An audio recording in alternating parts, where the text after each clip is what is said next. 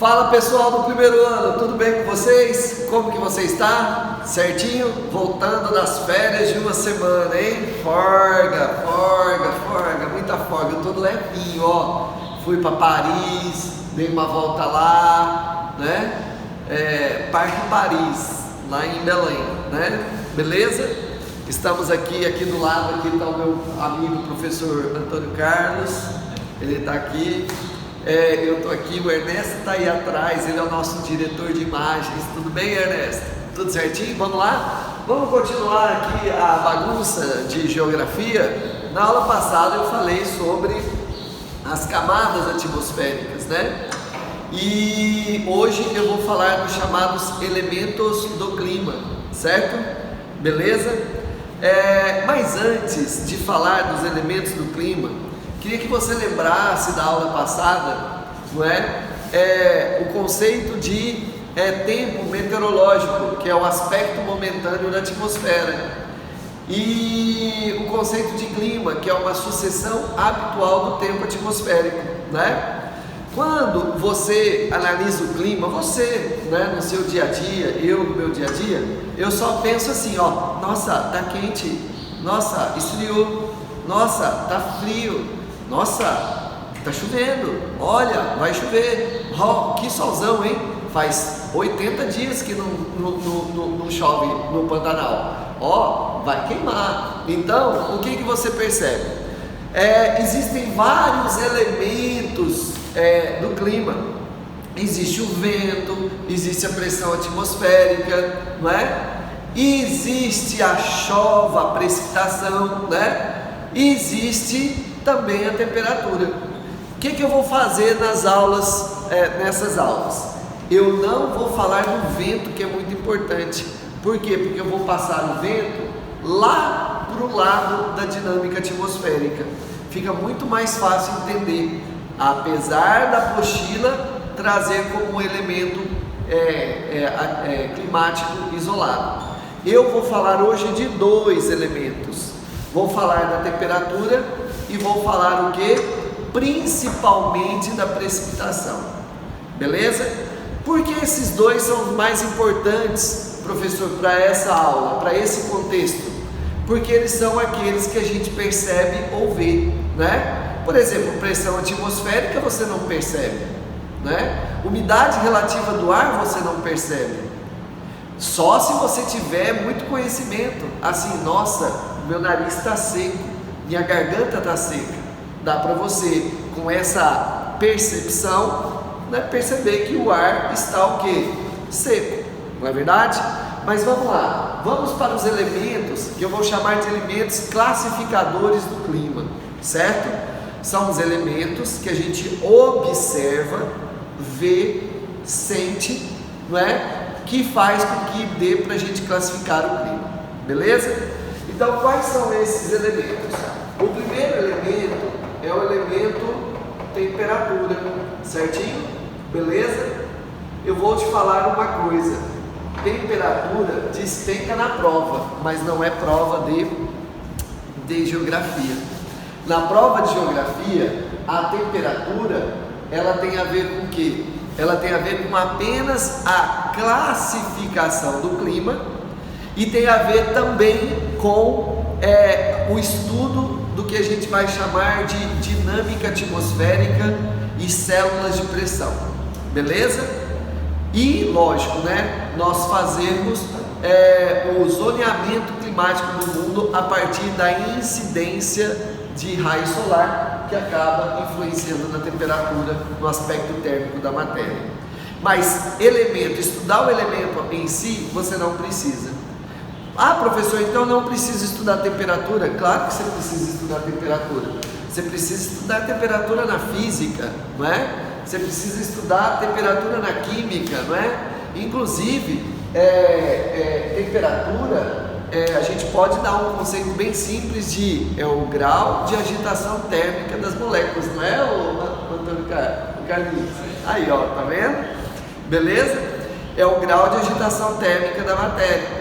Se você oscila algumas variáveis, não é? Você muda a pressão do lugar, certinho? Beleza? Vocês vão ver isso, por exemplo, em biologia, temperatura também, não é? Por exemplo, o substrato, a molécula, a proteína, ela perde a sua característica por causa de temperatura. Você vai ver temperatura, por exemplo, em física, em termologia, não é? Dilatação térmica dos materiais, não é? Então você vai ver isso daí. Temperatura é um assunto extremamente importante para a prova, mas para a geografia, não.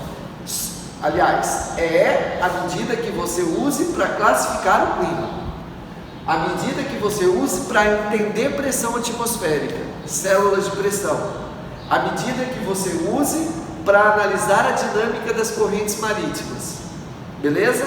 Ou para você fazer um zoneamento térmico, só isso. Porque olha só, vamos lá, vamos falar de temperatura sem esses aspectos. Eu chego aqui em Imperatriz e digo assim: nossa, é quente. Mas eu também posso dizer: nossa, é frio aqui, né? Por que eu posso dizer isso? Porque veja bem, a temperatura é algo muito pessoal e depende da experiência anterior que você teve, né? Veja bem, nossa, Imperatriz é muito quente, né? Ué, de onde você está vindo? Do sul do Brasil, do Alasca, né? Do norte do Canadá, onde só tem geló, né? Frio pra caramba, Santa Catarina, aí aqui tudo é quente, né? Eu sou do sul de Minas e quando eu cheguei aqui eu achava tudo quente.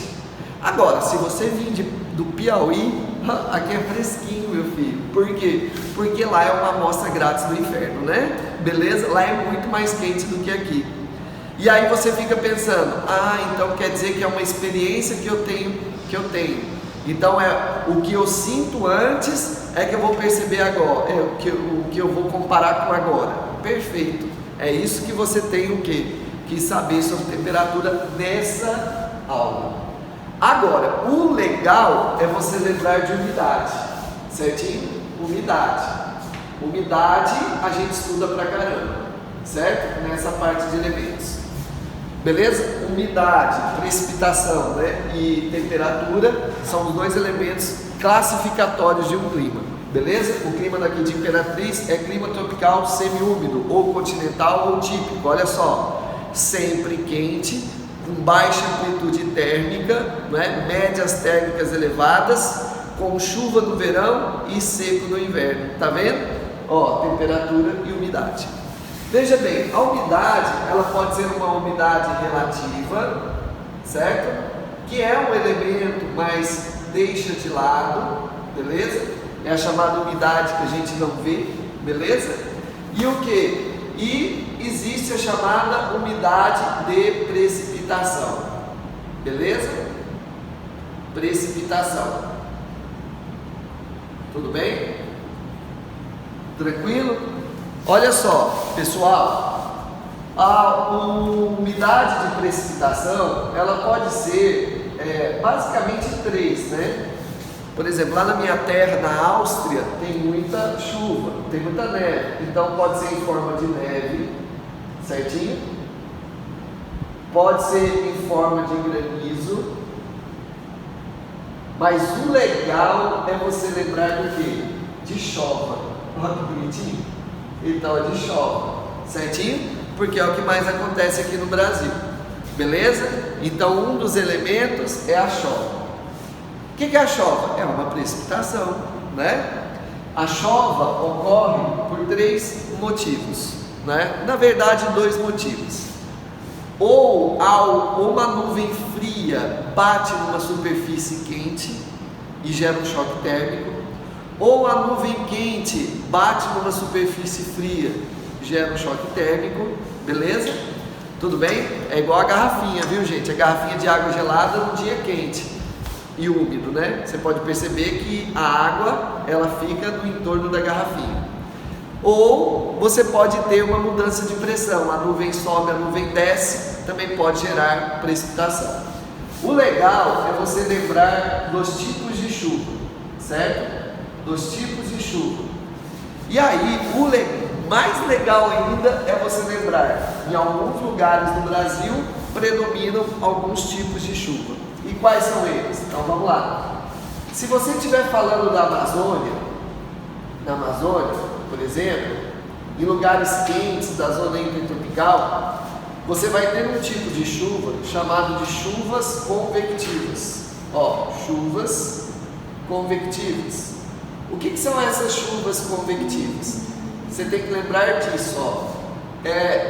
Imagina que tenha muita umidade na superfície, bate muito sol demais, evapora muito a água. Olha só, ascensão vertical da umidade, deslocamento vertical, evapora a água, evapotranspira a água dos vegetais, forma uma nuvem, geralmente uma nuvem muito pesada, carregada, chamada de cúmulos ou cúmulos nimbo.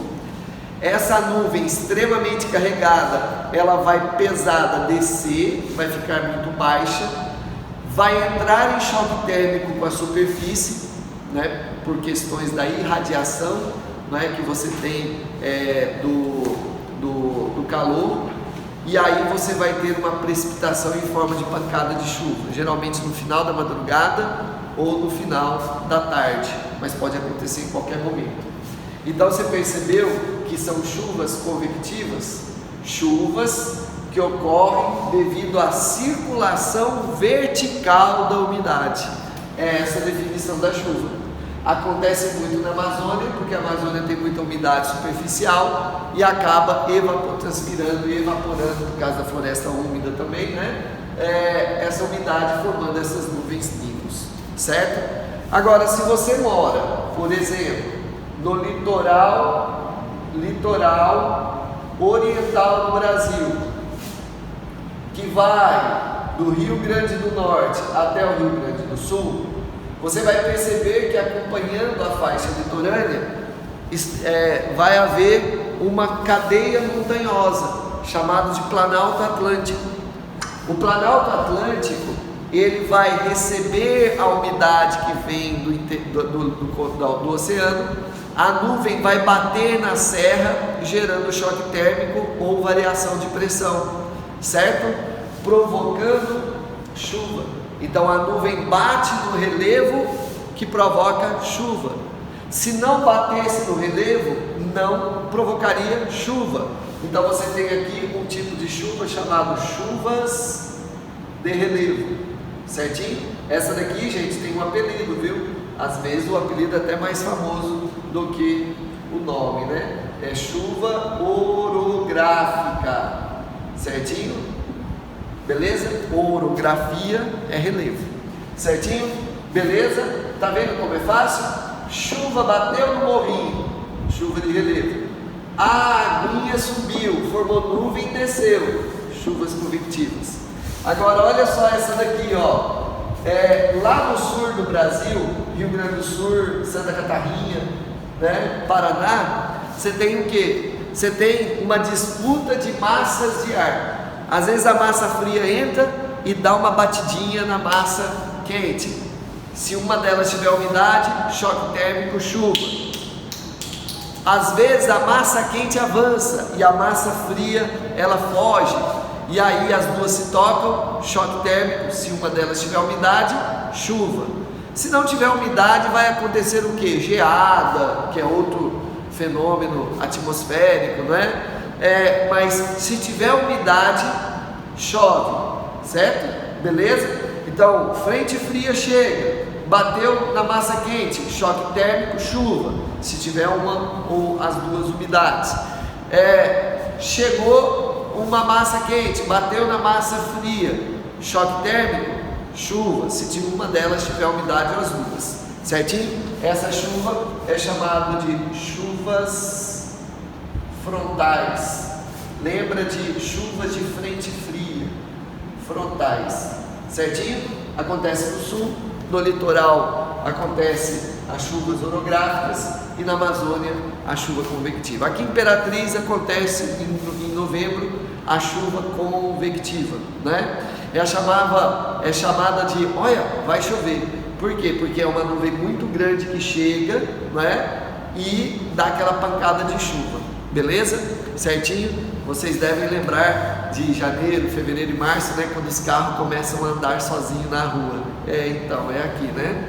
Beleza? certinho? Próxima aula a gente volta com mais aspectos do Twitter.